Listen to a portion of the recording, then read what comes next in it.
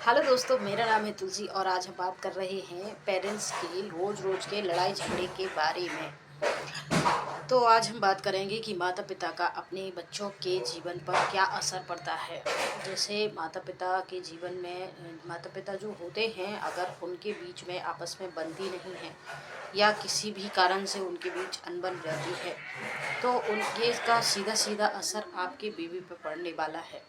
या तो वो मानसिक रूप से डरा हुआ कमज़ोर रहेगा और दूसरे लोगों से तालमेल नहीं बना पाएगा, और हर चीज़ में कंपटीशन में, एग्जामिनेशन में, पढ़ाई में जो भी उसके स्किल होंगे, ये इन सब चीज़ों में वो बिल्कुल पीछे रह जाएगा। तो कोशिश करिए कि पति पत्नी जो हैं अपने झगड़े को एक जो भी आपकी प्रॉब्लम है वो आप अपने बच्चों के सामने, दूसरा जो माताएं होती हैं आपस में बैठ के बच्चों के सामने सास की, ननद की, इधर उधर की, अड़ोस पड़ोस की बुराई करती है, इससे भी बच्चे के मानसिक दिमाग पे बहुत बुरा असर पड़ता है। दूसरा, पति पत्नी छोटी छोटी बातों में एक दूसरे को नीचा दिखाते हैं, गाली गलौज करते हैं, अपशब्द का उपयोग करते हैं, तो इससे बच्चे के दिमागी स्तर का विकास रुक जाता है और उसके अंदर जो क्रिमिनलिटी है, एक डर का माहौल उसके दिमाग में बन जाता है और वो फिर गलत दिशाओं में मुड़ता है और बार बार इसी टेंशन से निपटने के लिए वो व्यसन, बुराइयों, नशे में, आदि में भी मुड़ जाता है। तो हम सबको ये बातों का ध्यान रखना चाहिए। कुछ सकारात्मक इसके रिजल्ट भी होते हैं, जैसे बच्चा इसमें अगर माता पिता थोड़ी बहुत नोक झोंक करते हैं, फिर सुलह करते हैं और फिर मैटर को सॉर्ट आउट कर देते हैं, तो इसमें बच्चे के दिमागी स्तर का भी अच्छा विकास होता है। उसको भी ये सब कुछ रिश्ते, रिलेशन को समझने में इसमें हेल्प मिलती है। इसके कुछ पॉजिटिव इफ़ेक्ट भी पड़ते हैं, लेकिन ज़्यादातर बच्चों में साइड इफ़ेक्ट ही होते हैं घरेलू हिंसा के बारे में। लड़ाई झगड़े होते क्यों हैं? अब पति पत्नी के रिश्ते में छोटे मोटी नोक झोंक, लड़ाई झगड़े तो होना आम बात है, लेकिन ये अगर बहुत बड़ा झगड़े का रूप ले ले, रोज रोज किसी भी कारण से आप अपशब्दों का नीचा दिखाने का, एक दूसरे के विचारों में असमानता है, तो आप, अगर आपका व्यवहार ऐसा है तो आप एक तो बेबी प्लान नहीं करिए, और अगर आपने बेबी प्लान कर लिया है तो आप इन सब चीज़ों का ध्यान रखिए कि आपके रिश्तों का असर जो है आपके बच्चों के दिमागी स्तर पर नहीं पड़ना चाहिए।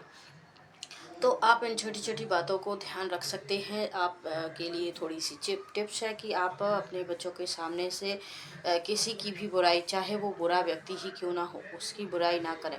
दूसरा, आप एक दूसरे की रिस्पेक्ट करें, किसी भी प्रकार का हिंसात्मक रवैया ना अपनाएं। अगर आप लोगों को बहुत ज़रूरी लगता है कि इसमें कुछ समझ में नहीं आ रहा है, कुछ मिसअंडरस्टैंडिंग हो गई है, या आप एक दूसरे से कुछ कहना चाहते हैं, तो ऐसी स्थिति में आप बेबी को या तो खेलने कहीं बाहर भेज दीजिए, या फिर आप उसके सो जाने के बाद दूसरे अलग कमरे में सेपरेट में आराम से, बहुत ही तमीज़दार लहजे से एक दूसरे से रिस्पेक्ट के साथ बात कीजिए, उस मैटर को सॉर्ट आउट कीजिए। इससे आपके रिश्ते में भी घनिष्ठता आएगी और बेबी पर भी इसके दिमागी असर नहीं पड़ेगा। और फिर हस्बैंड के बाहर चले जाने के बाद जो लेडीज़ों की पंचायत लगती है, उसमें भी बच्चों का बहुत मानसिक जो होता है वो क्रिमिनल टाइप का होता जाता है। पड़ोसन ऐसी है, उसकी लड़की ऐसी, इसकी, ये सब बच्चे चुपचाप सुनते रहते हैं और उनके प्रति एक नेगेटिविटी, हम तो ये एक बुराई के तौर पे इंजॉय करने के लिए हम ये सारी फालतू की बातें करते हैं, लेकिन इनका भी बच्चों के जीवन पे बहुत बुरा असर पड़ता है। तो इन बातों का भी ध्यान रखिए अपने बच्चों के सामने।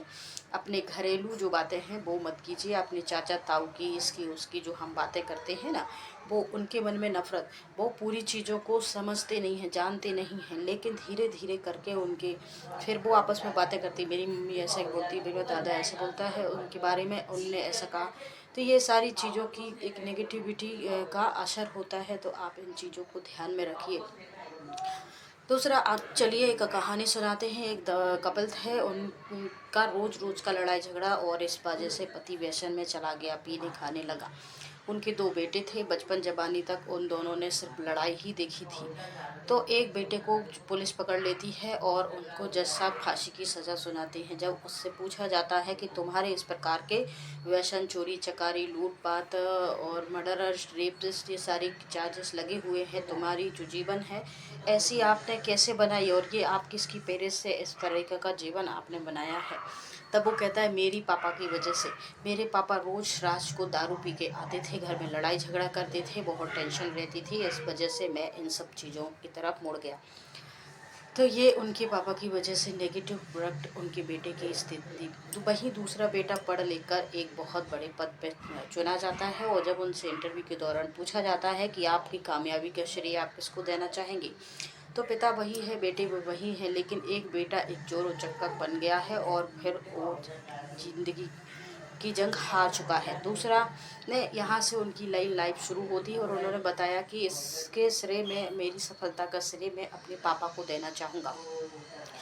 तो उन्होंने कहा कि तुम्हारे पापा तो दारू नशे लड़ाई झगड़ा रोज का ये टेंशन था। तो उन्होंने कहा हाँ, यही वजह है कि मैं इस प्रकार से कामयाब सफल बना।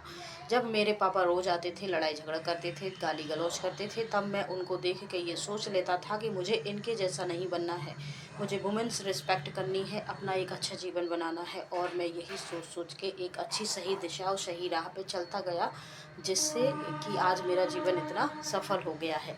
तो देखिए, पॉजिटिव नेगेटिव दोनों ही पड़ते हैं, लेकिन जो नेगेटिव असर होता है वो 99% पड़ता है बहुत जल्दी से, और जो पॉजिटिव असर होता है वो 1% किसी एक आध पे पड़ता है। तो हम, इसका मतलब ये नहीं है कि हम नेगेटिव जीवन जीना शुरू कर दें।